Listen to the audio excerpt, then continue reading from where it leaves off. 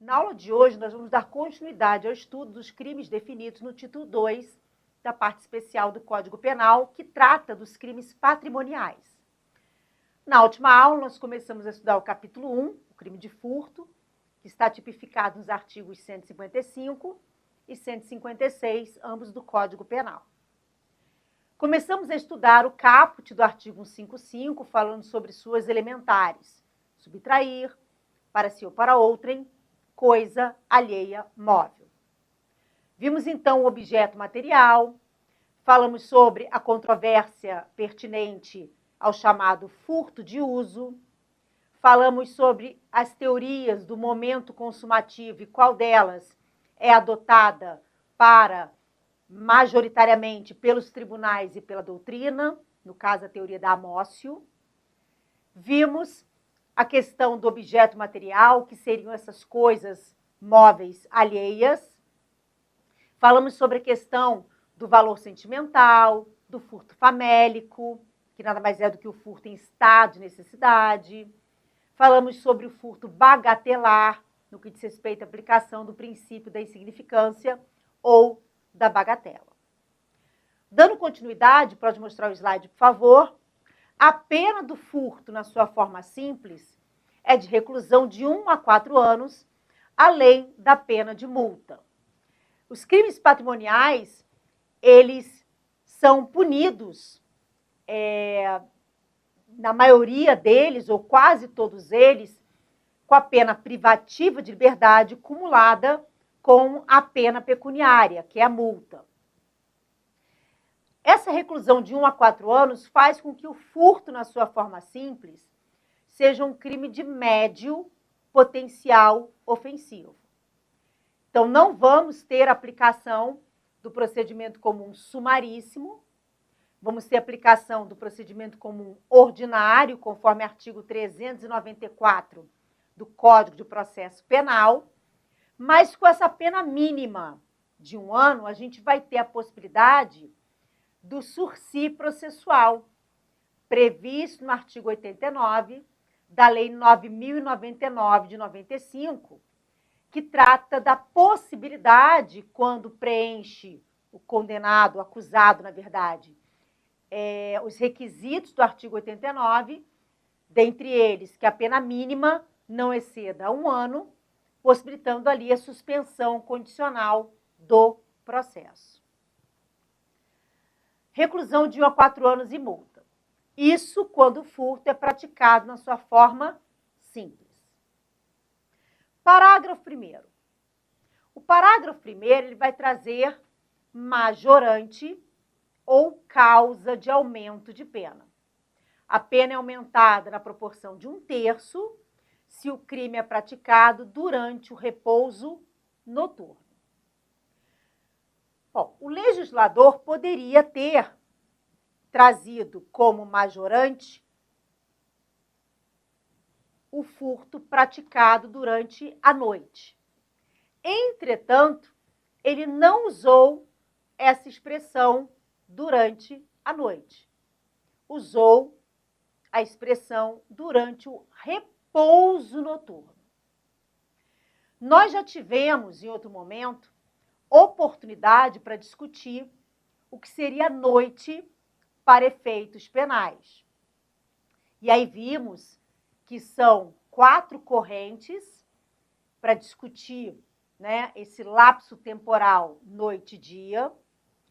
Vimos, inclusive, que há na lei de abuso de autoridade previsão para a possibilidade de se cumprir mandado judicial no domicílio entre as 5 da manhã e as 21 horas, o que passariam a entender como noite das 21 às 5 do dia seguinte.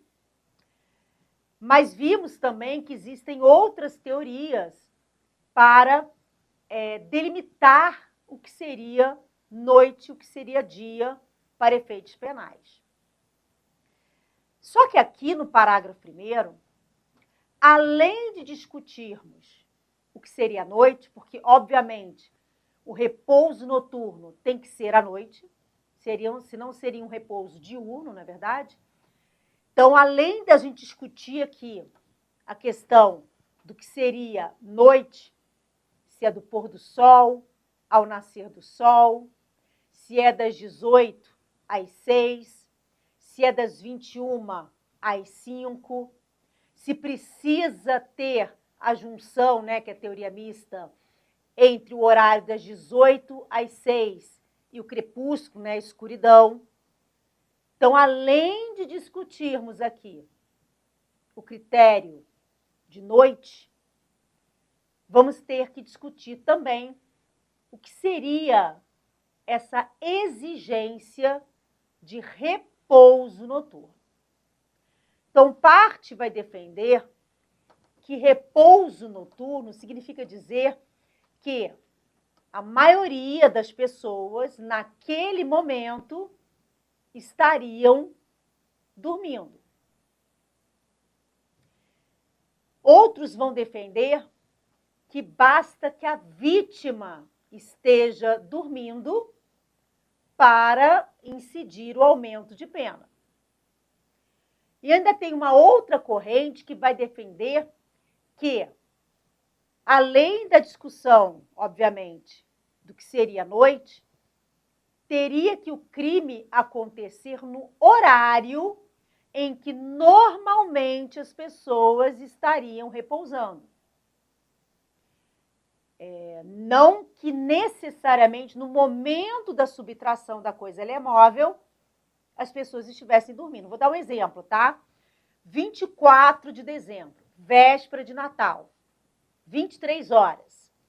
Não tenho dúvida que é noite, tá? Mesmo com toda a discussão do que seria noite, 23 horas é noite para todas as correntes, para todas as teorias. 23 horas é um horário em que normalmente as pessoas, mesmo numa grande capital, já estão, na verdade, dormindo. Mas dia 24 de dezembro é véspera de Natal. E normalmente às 23 horas as pessoas estão acordadas por conta do Natal, por conta desta festividade que requer que as pessoas ceiem à meia-noite, enfim. Pois bem. E aí? Um furto praticado às 23 horas, no dia 24 de dezembro, vai ter esta majorante?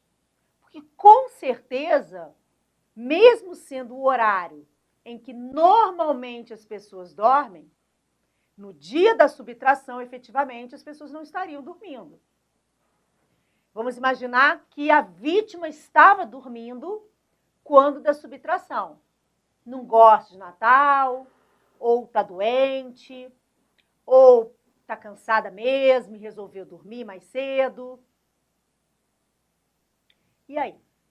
E aí que vai ter uma corrente que vai dizer, não, se a vítima estava dormindo 23 horas, com certeza tem que ter o aumento de pena.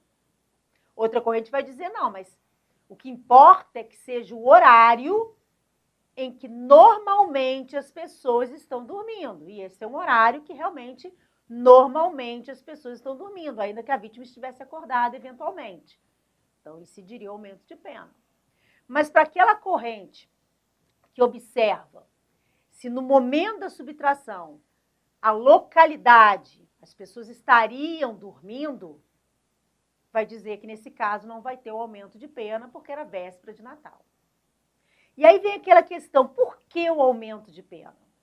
O aumento de pena ele vai incidir quando, em determinada circunstância, o crime for mais grave. E por que a subtração durante o repouso noturno é mais grave?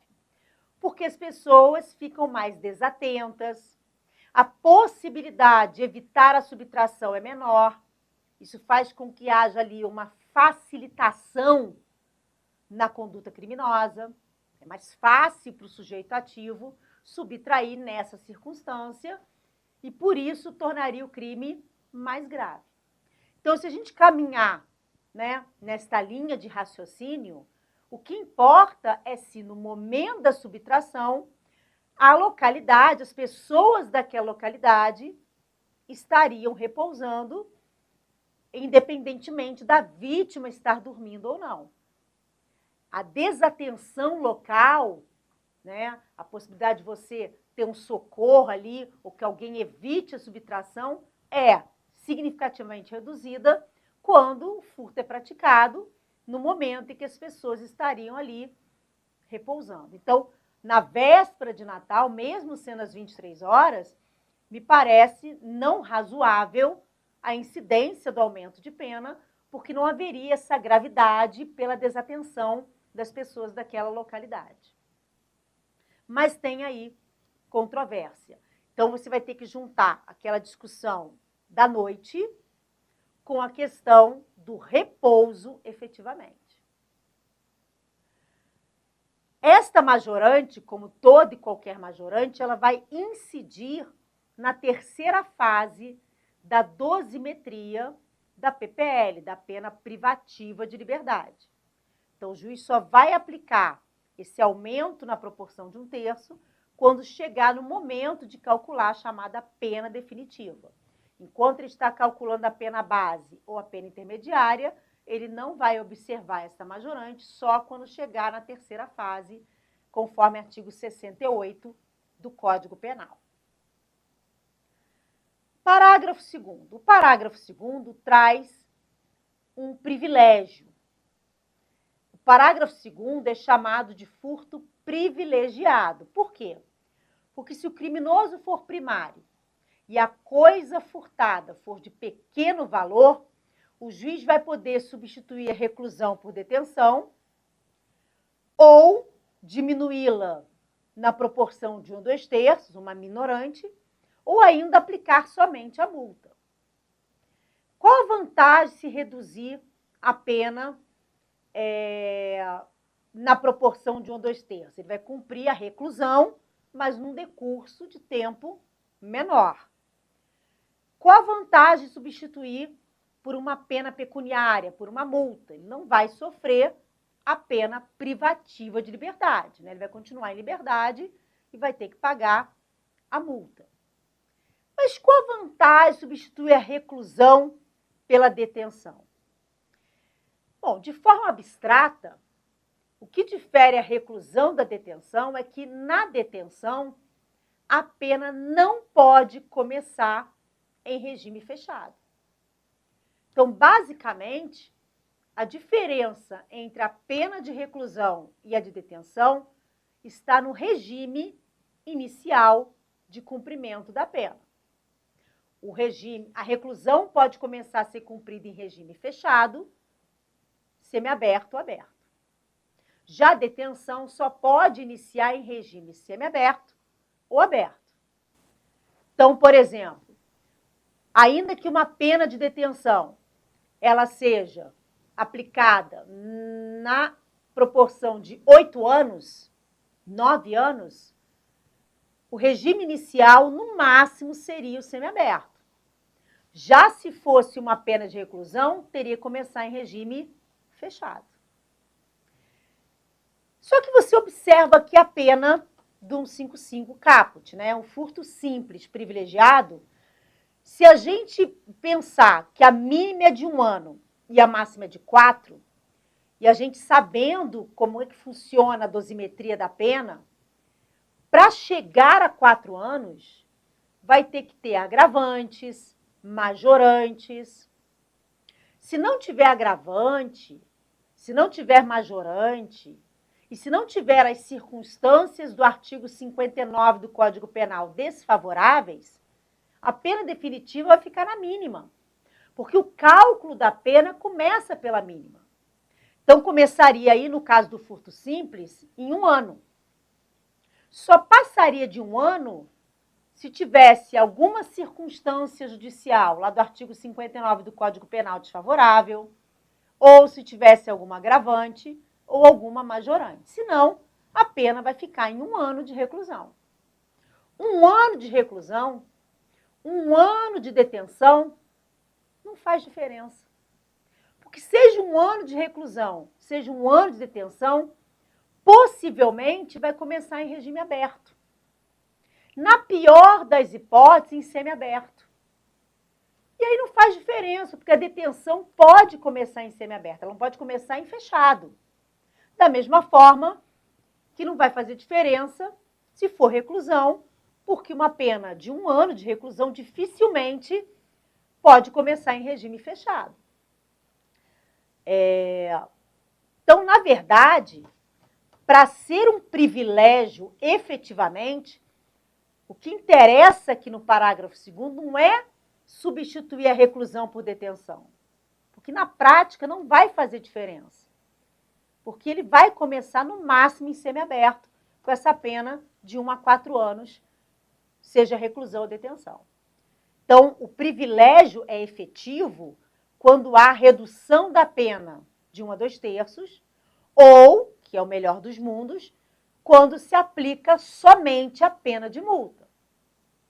E aí, essa escolha, substituir reclusão por detenção, diminuir de 1 a 2/3 ou aplicar somente multa, fica a critério do juiz. Aliás, esse pode aqui, e aí isso é muito importante, né? Está se referindo a essa escolha. O juiz tem a liberalidade, a faculdade de escolher entre, repito, substituir reclusão por detenção, reduzir de 1 a 2/3 ou aplicar somente multa. A liberalidade não é em aplicar o parágrafo 2º. Então, muito cuidado que o parágrafo 2º é um direito público subjetivo do condenado primário que subtraiu uma coisa de pequeno valor.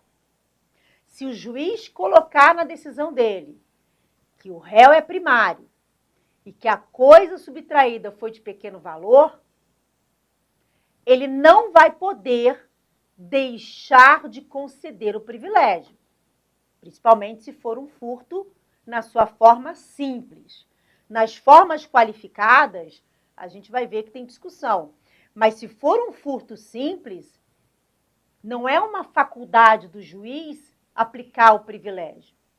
Uma vez que tenha o critério subjetivo da primariedade e o critério objetivo da coisa ser de pequeno valor, o juiz vai ter que conceder o privilégio. E aí a liberalidade, esse pode, né, que eu grifei aí para vocês no slide, não se refere ao parágrafo, e sim a ter a escolha, a liberdade de escolha, entre as 3 possibilidades de privilégio.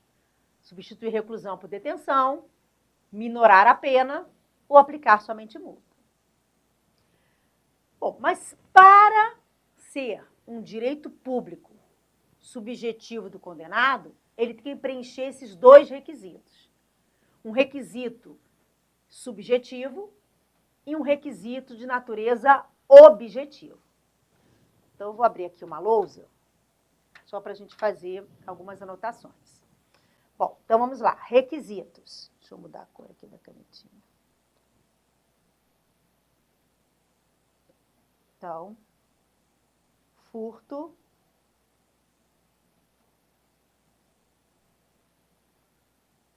privilegiado,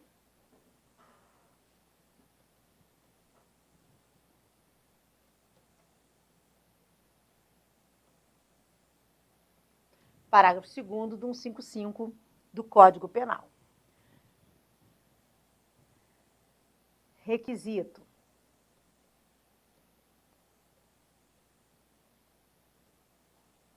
Subjetivo. Requisito objetivo. O requisito subjetivo, condenado primário. Então, é a primariedade. E o requisito objetivo, res ou coisa de pequeno valor. Esses requisitos são cumulativos. Não pode faltar nenhum deles. Ah, ele é primário, mas a coisa subtraída não é de pequeno valor. Então, esquece o parágrafo 2º. Ele é reincidente, mas a coisa subtraída foi de pequeno valor. Não importa. Não se aplica o privilégio se faltar um desses dois requisitos. O juiz pode exigir um outro requisito além do que está no parágrafo 2º? Absolutamente não. Só pode exigir esses dois requisitos. Quanto ao requisito subjetivo, a primariedade, nós vamos ter aqui uma questão controvertida no que diz respeito ao tecnicamente primário.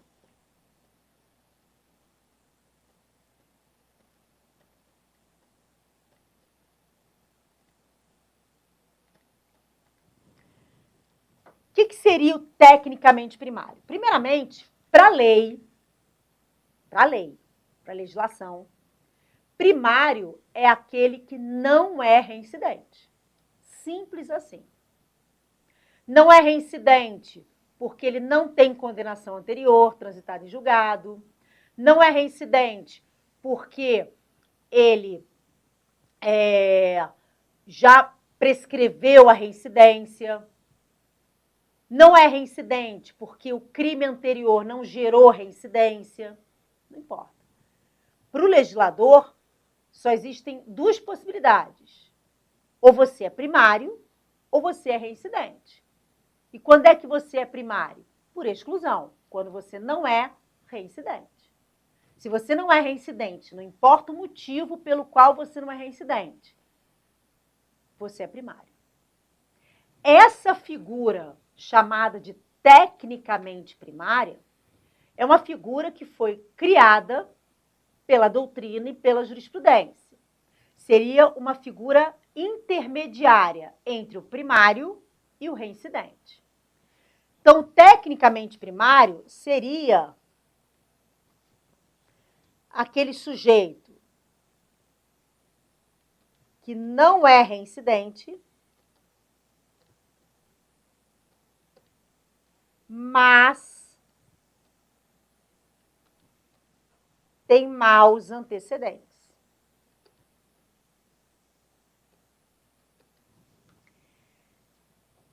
Então, por exemplo, o sujeito que praticou um crime está sendo processado e julgado por esse outro crime, e durante o curso do processo, ele pratica um novo crime.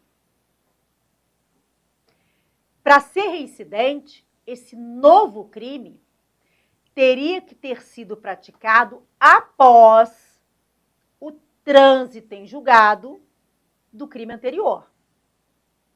Então, nesse caso, quando sair uma das duas condenações, e depois, quando sair a outra condenação, nesta outra condenação, ele não vai ser tratado como reincidente, mas ele vai ter maus antecedentes. Então, só para vocês entenderem, vou chamar aqui de crime 1.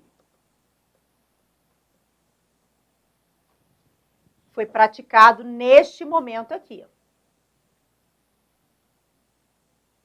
Então, tempo do crime.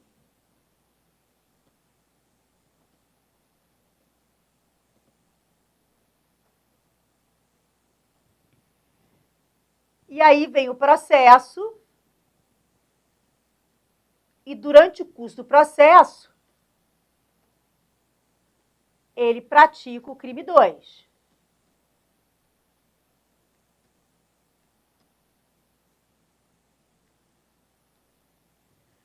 Aqui começa o processo do crime 2.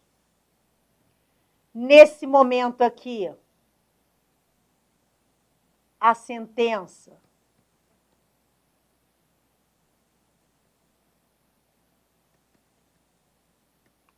transita em julgado. Deixa eu botar aqui mais para baixo.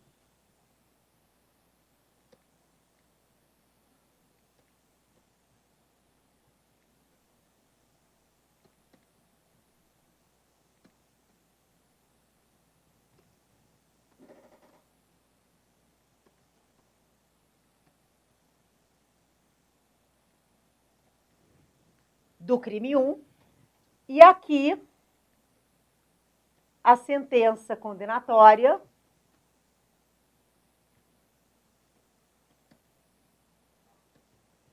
transita em julgado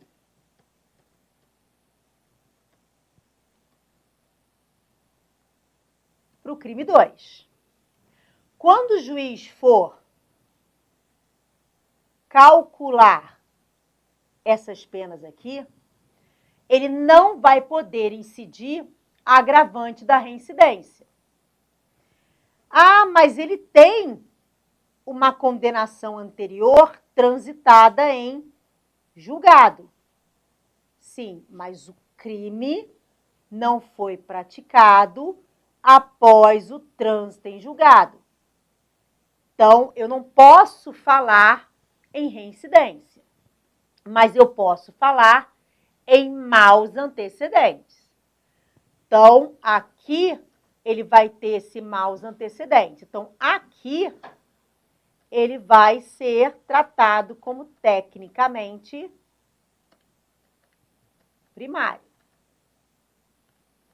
Ele não é reincidente, porque o novo crime não foi praticado após o trânsito em julgado do crime anterior, que é o que diz o artigo 63 do Código Penal, que trata da reincidência, mas tem uma condenação anterior transitada em julgado, o que gera o chamado maus antecedentes.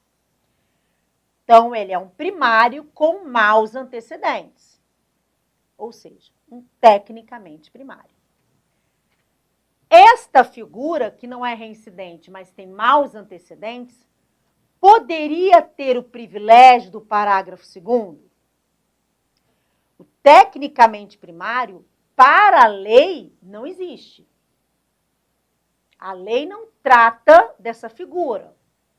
A lei é 880. Ou você é primário, ou você é reincidente. Pode voltar para mim, por favor.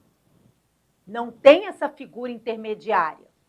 Essa construção é uma construção doutrinária e jurisprudencial. Então, se você perguntar para a lei, primário. E aí, se é primário, por que não poderia ter o privilégio? No próximo bloco, a gente vai ver essa controvérsia. Até já.